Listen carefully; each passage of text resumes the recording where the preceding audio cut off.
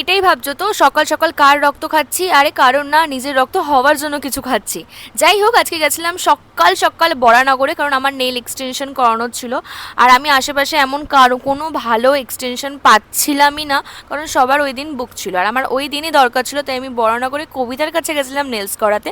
আর সত্যি কথা বলতে গেলে মানে one of the best nails হচ্ছে আমার এই মান্থে, বলতে পারো, কারণ এই মান্থে আমি 3 থেকে 4 জায়গায় নেলস করিয়েছি।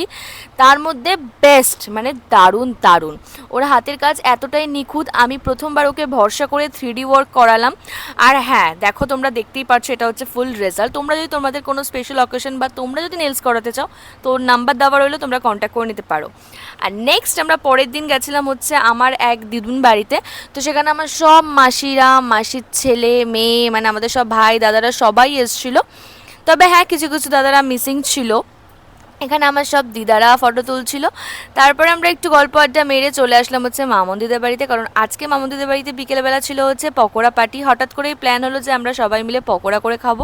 তাই মামুন দি বলে ঠিক আছে তোরা আমার বাড়িতেই চলে আয়, আমি তোদেরকে পকোড়া করে খাওয়াবো। তো সেরকমই কাজ, আমরা চলে গেলাম। আর এখানে দেখো বনু পকোড়া তো এখানে মামুন দি করছে, কিন্তু বনু আমাদের সবার জন্য একটা পকোড়ার সাথে খাওয়ার জন্য চাটনি বানাচ্ছিল। তো আমাকে বললো সিল্কি মাসি তুমি একটা কাজ করো, তুমি আমার এই চাটনির রেসিপিটা তোমার চ্যানেলে দেখাও। তাই আমি ভাবলাম যে ওর এই চাটনির রেসিপিটা তোমাদের সাথে শেয়ার করতেই হয়। চাটনিটা খেতে ভীষণই ভালো ছিল। তারপরে এখানে আমার দিদি উলের কয়েকটা কাজ করছিল। তোমরা তো জানোই ও উলের অনেক জিনিসপত্র বানায়। তোমরা যারা চাইছো, ও এখন বেবিদের জন্য জামা বানাচ্ছে, তো তোমরা নিতে পারো। এখানে আমরা খেলা দেখতে দেখতে তো পুরো দিনটা মানে পুরো সন্ধ্যেটা মজা করলাম। তারপরে রাতে ঠিক হলো লুচি খেয়ে যাব, তাই জন্য দিদি আবার লুচি বানালো। তো এই ছিল আজকের ভিডিও। দেখা হচ্ছে অন্য কোনো মিনি ব্লগে। বাই।